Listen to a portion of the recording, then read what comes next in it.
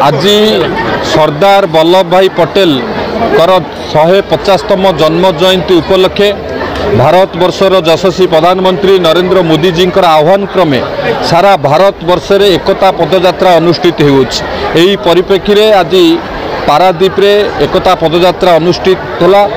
एथिरे पारादीप वरिष्ठ नागरिक माने बुद्धिजीवी माने आईनजीवी माने छात्र छात्री माने एवं विभिन्न वर्गर लोक माने एथिरे सामिल होइतिले। मु समस्त को धन्यवाद दूची। सरदार वल्लभ भाई पटेल आम समस्त प्रेरणार उत्स लौह मानव सरदार वल्लभ भाई पटेल खाली स्वाधीनता आंदोलन में गुरुत्वपूर्ण भूमिका निर्वाह करथिले एकथा नुह।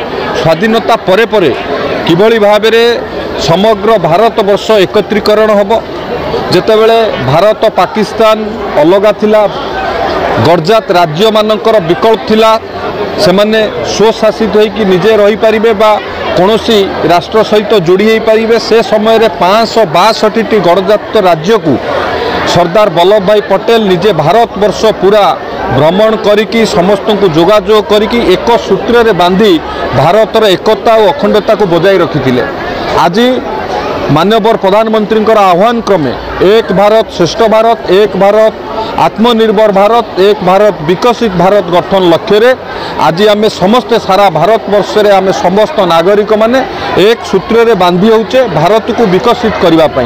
एवं निश्चित भाव में ये पदयात्रा माध्यम रे आम भितर जातीयतावाद, आम भितर एकता एवं भारतर अखंडता को बजाय रखिबा सहित भारत को विकसित भारत गठन करैबारे निश्चित भाव में सहायक होब। तेणु पारादीप रे आज यही परिप्रेक्षी रे आज आम समस्त एकत्रित होइकि पारादीप कॉलेज रु सभा सारिकी पारादीप कॉलेज रु बाहरिकी थाना छक देकी गोपबंधु स्टेडियम रे आज समस्ते आज एकत्रित होइकि एकाकार होइकि ए पदयात्रा रे शामिल होइकि पदयात्रा सफल करछन्ति। सेतिपई मु समग्र पारादीपवासी को धन्यवाद ज्ञापन करूछि। आमर ब्रिटिश मान कबल भारत वर्ष को मुक्त करने जो भारत वर्षर दीर्घ वर्षर स्वाधीनता संग्राम जड़े अद्वितीय योद्धा एवं महात्मा गांधी अति निकटतम व्यक्ति सरदार वल्लभ भाई पटेल आज 150तम जन्म जयंती आज पालन कराहोछि।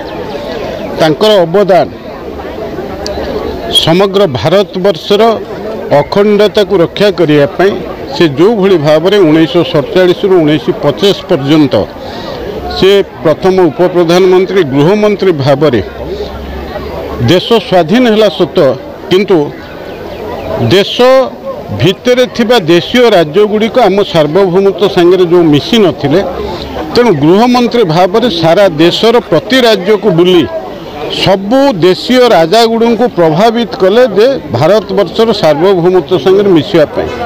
अनेक राज्यर राजा माने से एकमत हेलेनि किंतु सरदार वल्लभ भाई पटेल दृढ़ प्रशासनिक दक्षता कौशल एवं चाप प्रयोग फल ये पाखापाखि 565 देशीय राज्य गुड़िक आम भारत वर्षर सार्वभौमत्व संगे एकाठी हेले।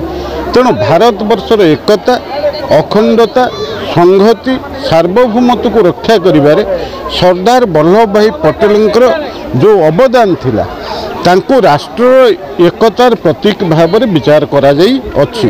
तेणु से दृष्टिकोण आमर प्रिय प्रधानमंत्री नरेंद्र मोदी 2018 मसीह Statue of Unity Gujarat Narmada Sarovar dam पाखे तैयारी कले एवं सारा देश को वार्ता देले जे तांको जन्मदिन उपलक्षे राष्ट्रीय एकता दिवस पालन होब अक्टोबर 31 रु नवेम्बर 25 पर्यंत। तेणु आज समग्र भारत वर्ष 2018 मसीहा ये प्रतिवर्ष राष्ट्रीय एकता दिवस पालन होछि एवं प्रति संसदीय क्षेत्र अति कम रे 4टी विधानसभा क्षेत्र रे ये एकता यात्रा आयोजित होछि। तेणु एथिरे आबाल वृद्ध वनिता एवं विभिन्न धर्मर लोक विभिन्न जातिर लोक विभिन्न संप्रदाय लोक चाषी कृषक श्रमिक महिला युवक ये माने समस्त एकाकार होकर विभिन्न राजनैतिक दलर लोक माने विभिन्न अनुष्ठान माने एकत्रित होकर गोटे वार्ता आमे दौच देश को जे गोटे देशर प्रगति देशर विकास आम समस्तंकर एकतार आवश्यकता अच्छी।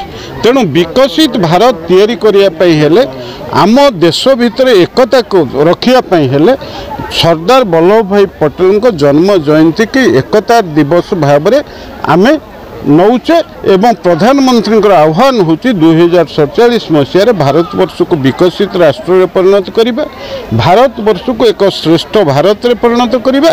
ता संभव हम जदि भारत वर्षर लोक माने भारतीयता आधार रे समस्त एकता सूत्र आम बांधी हवा ये कथा संभवपर हो पारे। से अनुसार मोर संसदीय क्षेत्र में 4टी विधानसभा क्षेत्र में ये पदयात्रा आयोजित होती। आज पारादीप रे अनुष्ठित होची, पूर्व निमापड़ा एवं जगतसिंहपुर सरी एवं आसंता काली नियाली ठारे मध्य ये पदयात्रा आयोजित होची।